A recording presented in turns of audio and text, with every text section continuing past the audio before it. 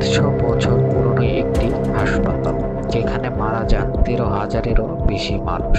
তাদের আর্তনাদ আজও সেখানে শোনা যায়।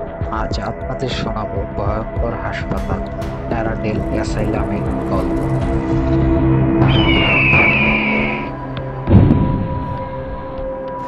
1867 সালে ভিক্টোরিয়া রাজ্যের অ্যারারাট শহরে একটি হাসপাতাল তৈরি করা হয়। এটি ছিল পুরো অস্ট্রেলিয়ার সবচেয়ে বড় মানসিক হাসপাতাল। কিন্তু ভেতরে কি করতো জানেন? কেনই বা এটি ইতিহাসে জায়গা করে নিল?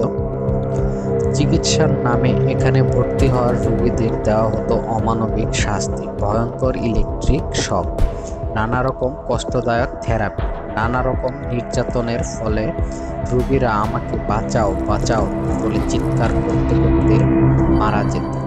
130 বছরে এখানে এভাবে মারা যায় 13,000-এরও বেশি মানুষ। কথিত আছে যে কক্ষগুলোতে রোগীরা মারা গিয়েছিল সেখানে আজও অদ্ভুত ঠান্ডা শান্ত অনুভূতি হয়। এখানে যাওয়া লোকজন হঠাৎ অচেতন হয়ে পড়েন।